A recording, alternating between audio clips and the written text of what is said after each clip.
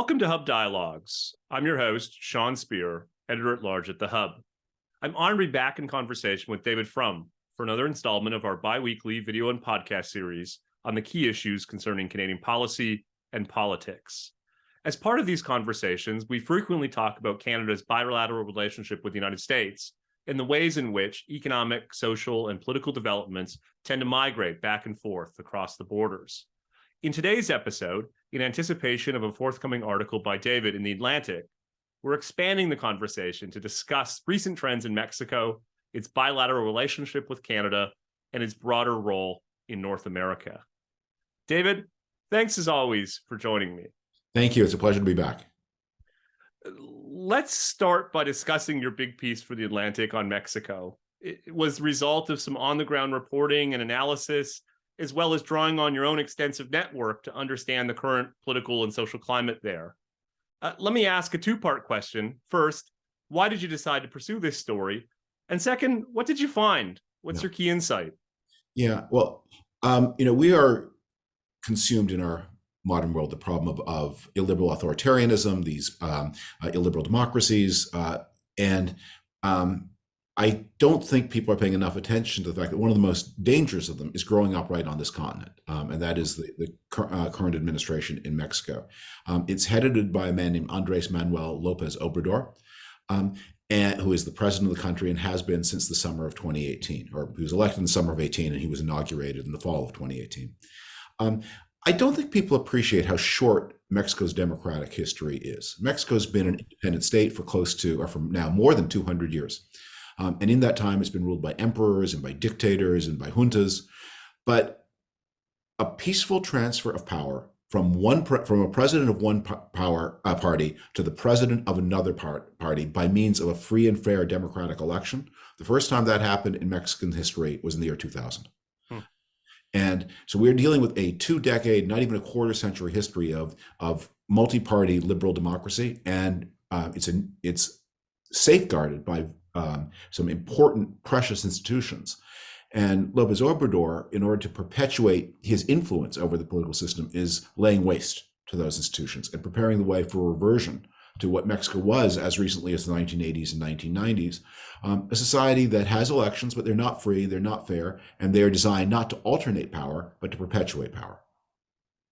In light of your response, it prompts the question, why is he so popular? According to most polls, including an approval rating of 63%, which Justin Trudeau and Joe Biden would be thrilled to have. Well, he is indeed in the polling in the 60s.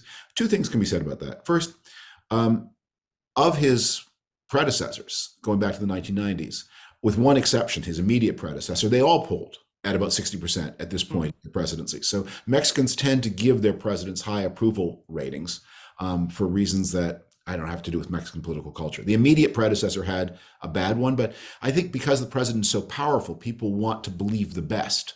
And so at the 4-year mark, Zedillo and Fox and Calderon, who are 3 of the 4 previous predecessors, all polled at about 60%. It's also true that he has done some genuinely good and important things. The most important and the most beneficial thing he's done is introduced a universal old age pension. Mexico had a social security system into which you pay at work and then you collect the pension. But because it's a very dysfunctional system and a lot of Mexicans drop out of it. Mexico is a huge informal economy.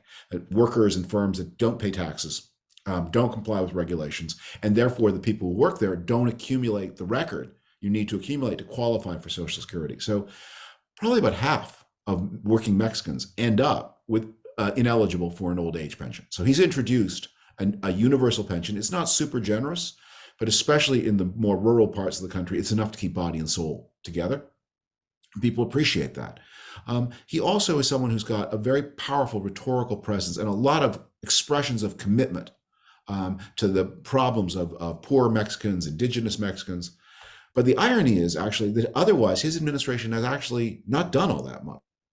And the things it's mostly doing are giant boondoggle prestige projects of the worst kind from the Mexican past, and not dealing with the real social problems of Mexico.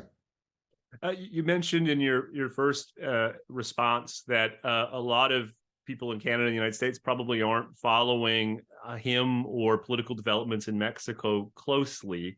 I want to take up that point and ask you to help our listeners and viewers understand Obrador's politics. How should we situate him? Is he a left-wing populist that merely preferences the state over markets and economic nationalism over globalization? Or is he an authoritarian aspirant who is slowly yet steadily eroding Mexico's democratic institutions? Maybe to put differently, what's his end game? What do you think he's aiming to accomplish? Well, those are all great and important questions. And let me start with the first one. This is, if there's one thing I would really like to, a point I'd really like people to take away from the article and from our conversation is this. This habit of dividing authoritarians into left-wing and right-wing variants helps nobody but the authoritarians themselves.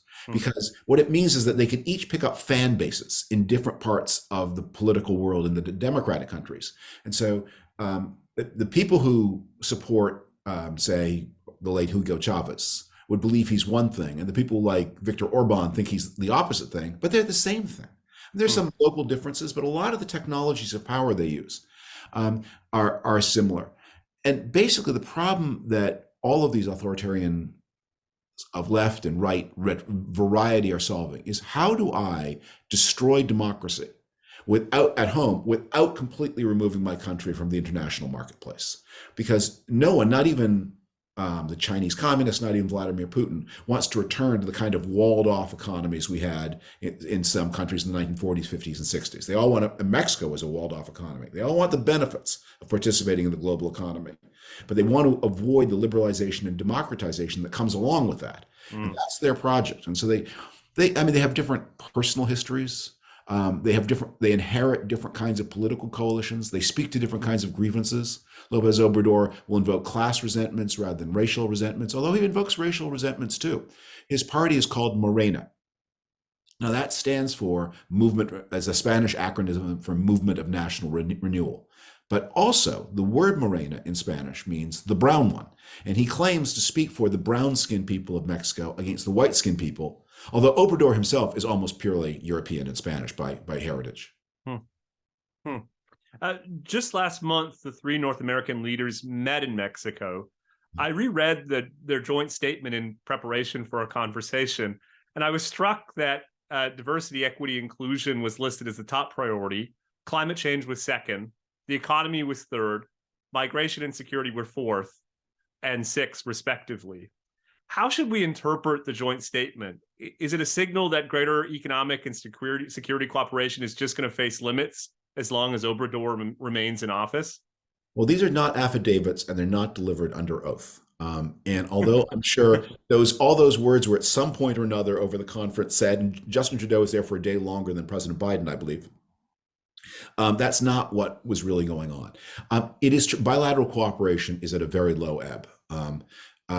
One of López Obrador's plans for perpetuating his power is to allow the Mexican military to become more corrupt. And that means that he will be a keeper of dirty secrets. There's a hugely explosive story. At the end of 2020, a former Mexican defense minister was arrested in the United States for shielding drug cartels and for money. And López Obrador went berserk and said, if the Americans do not immediately release this general, he would review all drug cooperation between Mexico and the United States. Wow. In the waning days of the Trump administration, and they yield. They release the general, they drop the charges, he returns to Mexico, but the drug cooperation still is not what it should be. Canada has a very particular bilateral concern with Mexico, which is northern Mexico is, of course, Sonoran Desert. It has huge solar energy potential.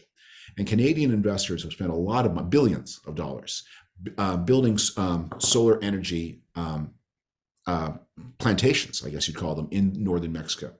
But these plantations are only effective if they're connected to the national power grid.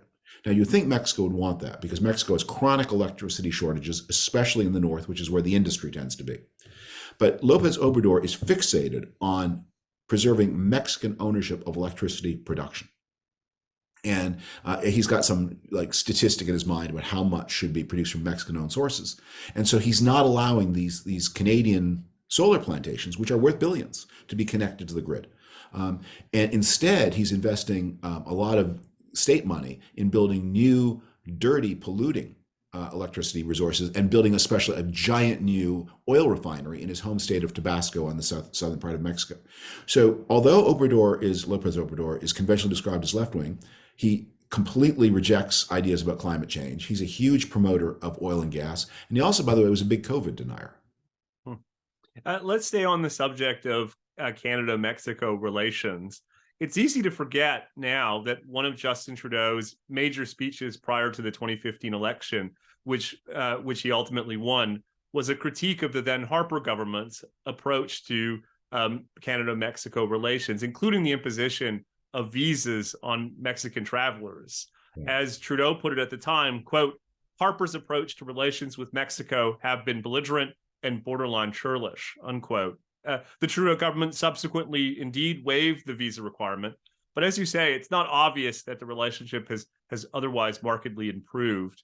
How should we think about the state of the bilateral relationship? And what, if anything, can the Canadian government do to strengthen cooperation on issues of continental shared interests? Well, the Canadian green energy investors who committed billions of dollars to build these solar plantations in northern New Mexico that López Obrador won't allow to be connected to the Mexican grid might be forgiven for thinking maybe a little more churlish called for. There are, obviously you want to preserve a friendly tone in relationships between nations as best you can. By the way, that's not López Obrador's method. He is the only foreign leader he's ever really liked is Donald Trump, for whom he has endless compliments. Because Trump took the view, look, I want two things from Mexico. I want you to stop the flow of migrants, some of whom are Mexican, others of whom are from other places transversing Mexico. And I want you to sign an update to NAFTA, which reduces the proportion of Chinese-made parts that can go into NAFTA cars. And if you do those two things, and that's basically all, maybe some drug stuff, you can dismantle Mexican democratic institutions. I don't care. And López Obrador loved that because he doesn't really have that much of a social or economic agenda. He talks about it, but he's not doing much about it.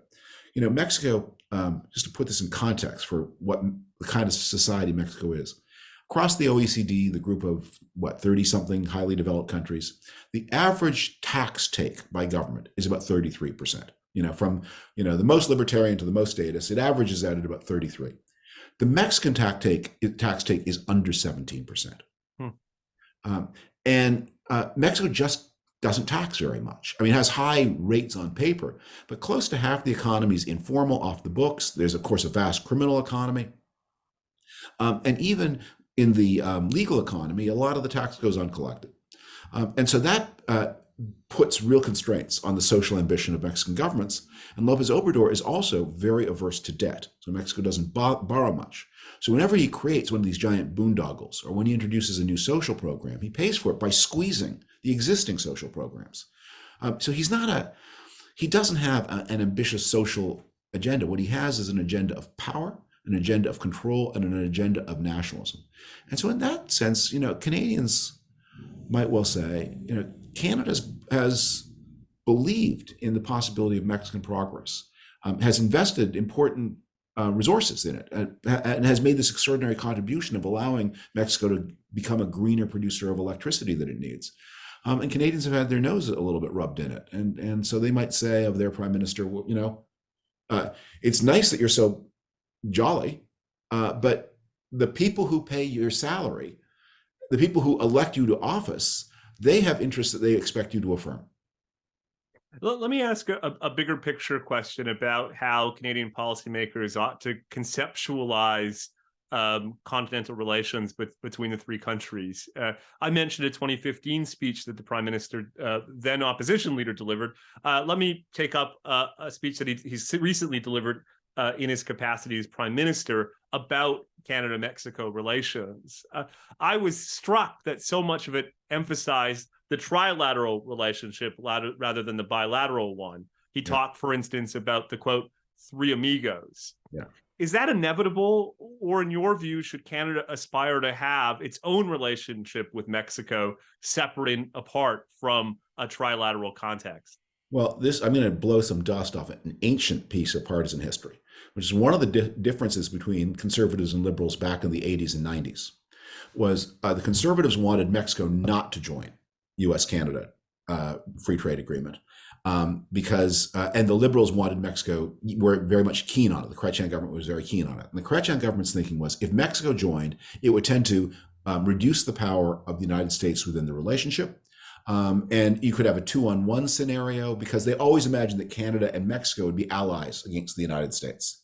But instead what happened was, so if you'd had a US-Canada area, you could have had mobility of labor, total mobility of capital. You could have integrated the trade relationship with the national security relationship. NORAD, back in the news, the very intimate Canada-US. And Mexico's not, you can't have mobility of labor with Mexico, because the huge differences in standards of living will mean mass migration. And there is no defense, very little defense cooperation with Mexico. And the Mexican military is not a reliable partner. It is highly penetrated by organized crime. And so that the Mulrooney view was, look, yay, Mexico, friendly neighbor to the south, but the U.S.-Canada should be its own thing, and then NAFTA was joined. And that has permanently reduced the level of cooperation you can have in the NAFTA zone. It would be possible to imagine a U.S.-Canada, for example, common carbon tariff against the rest of the world. It's very hard to imagine a NAFTA carbon tariff against the rest of the world. Last point.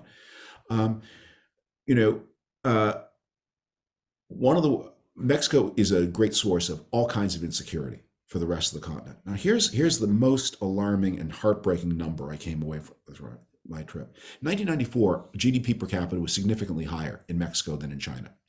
If the Mexican economy since entered NAFTA in 1994 had grown 1/4 as fast as the Chinese economy has done over that period, 1/4, Mexico today would be a country with a GDP per capita looking like France and Italy. It would be a fully developed, first world EU. It wouldn't be as rich as the United States and Canada.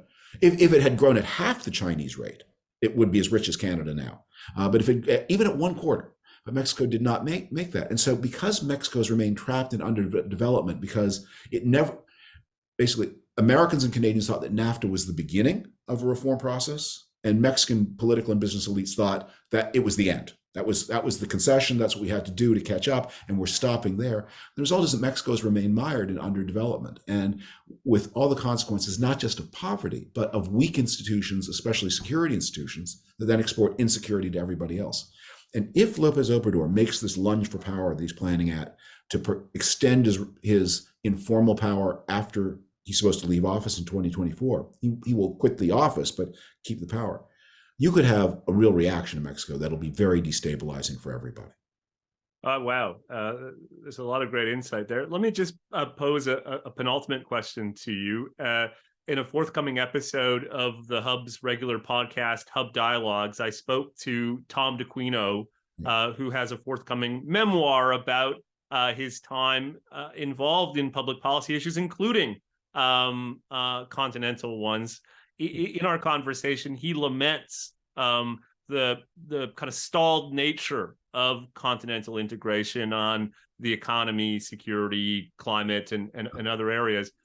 In this era of populism and anti-globalization, is there reason to think that those efforts or those ambitions can be renewed? And if so, what might that look like today? We have to renew them. I mean, like, we have this weird situation where a car or a hog can easily move back and forth across the US-Canadian and US-Mexican border. But a streaming service, which is completely weightless, cannot. Obviously, you can't have packages moving easily between the United States and Mexico, or else there would be drugs moving north and guns moving south. But just think about what is lost, because you can't have the kind of service that exists within the United States. You can't extend that service across the border. And think of the opportunity. I mean, think of if Amazon could have its warehouses to serve Los Angeles and San Diego just across the border in Mexico. If Toronto could get its packages from the cheap land of upstate New York, there are huge gains of efficiency there, but we can't. We are not achieving them. So we have achieved great integration of the economies as they existed in the 1980s and early 90s. But the post-internet economy is not continentally integrated, and it's like the economist's nightmare of $100 bills lying around the sidewalk and nobody stooping to pick them up. Final question. In light of all that we've discussed today, What would be your advice to Canadian governments? How can it push back against some of these worrying trends in Mexico and buttress the forces of liberalization on one hand, and on the other hand, try to reinvigorate the goals around continental integration between our three countries? Well, the Canadian role is obviously more limited than the American role. But one thing Canada really can do, because the American-Mexican relationship is strewn with heartbreaking wars and interventions and mistrust. Canada doesn't have that record. Platform Mexican liberals and Democrats. There are a lot of them. Make sure they're invited, bring them to lecture at Canadian universities. Follow their work, know what they care about, understand their problems. It's not as spectacular as what's going on in Ukraine, but pay attention to it too, because in many ways, I think the thing we need to conceptualize is we really have left behind a lot of the world of left and right. That we are moving into a new world of liberal and illiberal. And illiberal comes in a lot of varieties and flavors. But they're all, whether they pretend to be all vinegar, salt and vinegar, whether they pretend to be dill pickle, whether they pretend to be jalapeno, it's all the same nasty, unhealthy snack. And we need to be standing up for the values of liberal democracy, markets, opportunity, the free movement of investment, moving toward a world of free movement of people. We can't have that now, but someday we need to have it.